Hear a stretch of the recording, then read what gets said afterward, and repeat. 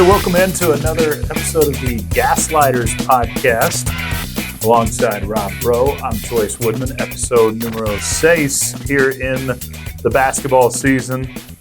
And this one won't be as happy of an episode as the Red Raiders come up short against the Agricultural and Mechanical University and lose at 72-67 in Fort Worth. And Rob, this was, I think, everything you could have dreamt it would have been as far as game atmosphere, getting to play against the Aggies again. Obviously, everything you could have dreamt off of campus, except for the actual win itself. And that's what, makes it stink, because you had 75% plus of the crowd there.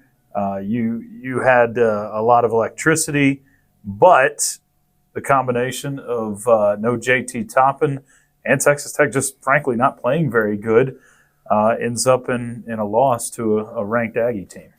Yeah, it's frustrating because that's a game you really needed. With this non-con, I understand the conference schedule. If you win conference games, you will be in the tournament. You'll be seated fairly in the tournament. Mm-hmm. But, you're going to have to win the Big 12 to get a top 2 seed. Yep. We've seen that in the past. You're probably going to have to win the Big 12 to get a 3 seed. This is the trajectory-wise. If you finish where you think you're going to finish in the conference, with the loss to the Aggies, with the loss in Brooklyn there to St. Joe's, you're trending 6th line. Joe Lunardi had you 10 this week, which I hate even bringing up Joe Lunardi. Joe Lafraude, as I call him. But he hates Lubbock, Texas for some reason. It's frustrating to lose that one. Now, again, you mentioned the crowd, amazing. Tech fans were awesome at Dickies Arena. They always show up in Fort Worth. It's a little weird TCU bookended them. I don't know why they didn't flip those setup. 2 games, but also sad. Sad that TCU cannot empty. They cannot bring anybody to the arena. We showed up probably halfway through that TCU game, or a little before the halftime hit. And it's crazy. That game's in your backyard, a mile from your campus, and you can't get anybody to show up to play against an SEC team, which was fine with me because it meant Texas Tech fans had all the tickets, but that was wild. Weird little setup for that game. Very strange. But I will say this, you just started flat. Yep. And that was a frustrating thing.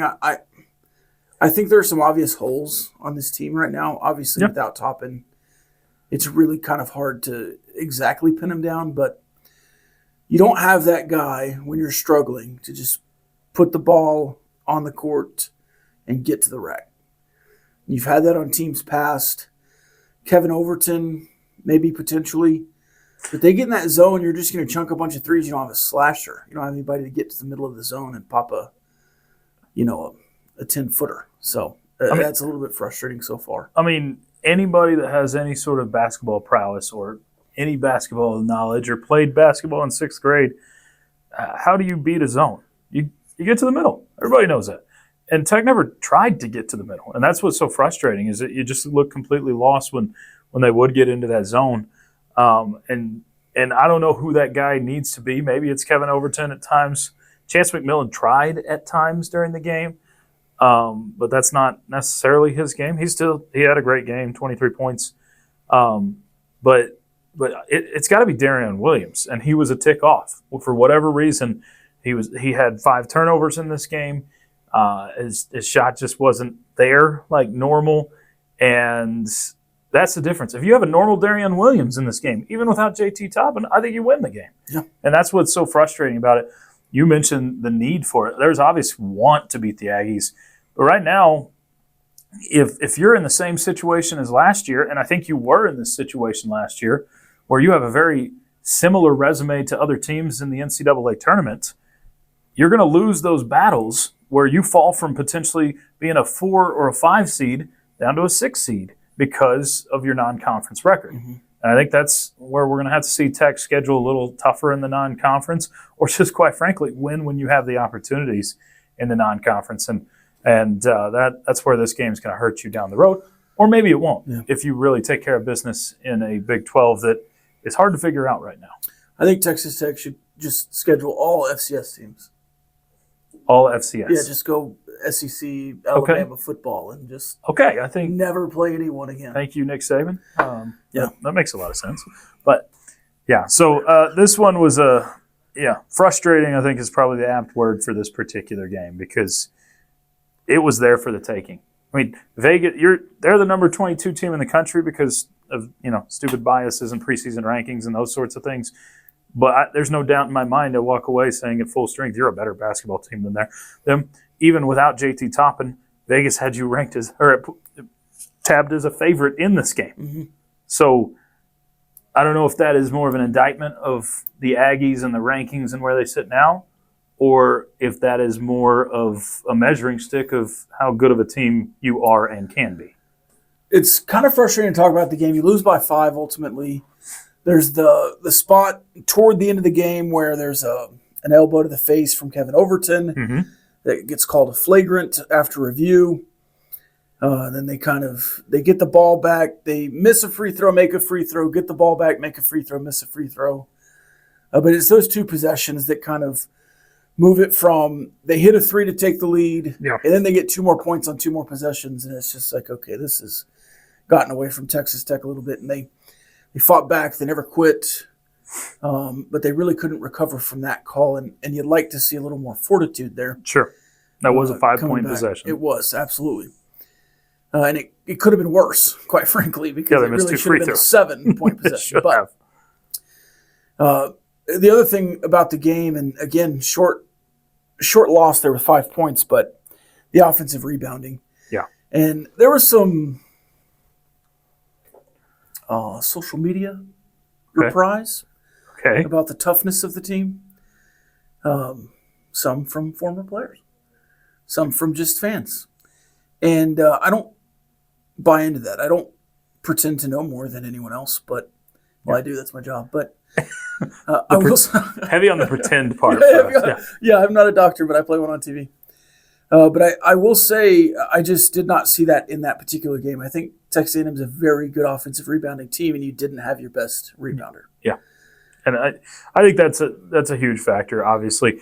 But with that, you knew, that the Aggies were going to be good, and you still didn't see as much of an effort or blocking out or whatever on the glass as you should have seen. Just seemed off from this team, and maybe it's just playing on a Sunday because that's weird. We got another one of those coming up. So would you attribute it to a little bit of toughness issue? I'm not ready to tab it as a toughness issue until you've seen it multiple times. Gotcha. I think that's what I would say. To seem like a one-game thing, not a season thing. To question someone's toughness is a big shot. Yeah. So I am cautious to do so until I've seen it become a problem, and you need at least another sample size for that. So you haven't seen that leading up to it. Haven't had a lot of those situations where you can even question it. So Big 12 plays around the corner. You got another game against Oral Roberts coming up on Monday of next week. A lot of time off, finals, those sorts of things all factoring in. But it does leave the bad taste in your mouth.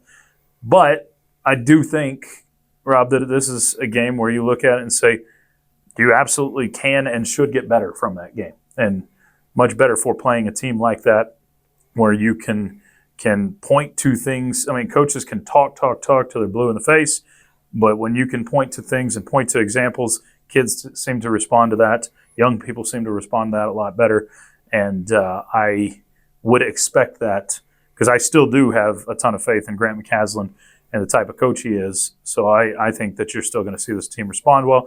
And looking around the Big 12 right now, and losses happening everywhere in non-conference play, this league seems pretty darn open, a lot more open than it looked. Yeah. I'm not saying it's a bad league or anything like that, but it does not feel like you've got clear-cut 1, 2, 3, 4, 5 teams like it may have seemed coming into the season. The league as a whole has had a really tough schedule. Yeah. And a lot of these top-tier teams have lost to top-tier teams. Kansas lost to Missouri, but Otherwise, I think there's some big wins out there. Auburn has beaten a couple of Big 12 teams. And by the way, Texas Tech next plays Oral Roberts 3-7. So, and they're 0-5 in true road games. Pile it onto the scrap heap there. They have lost to Minnesota, Tulsa, Belmont, Ole Miss. Do you know the Ole Miss coaches? Never heard of her. Yeah, me neither. All right. Hopefully a little happier episode next go around. Should be, but you don't get many chances against the Aggies, so that one put a little damper on it. But because they're scared, Choice. They're scared. You little punks. Could have played them in football. Could have. Be nice. One of these days. That's it for us. Appreciate you tuning in. Make sure to check out all the content there at doubleTSportsNetwork.com and on our Double T Sports Network YouTube page. For Rob Bro, I'm Choice Woodman. It's been the Gaslighters Podcast. Smash that like button.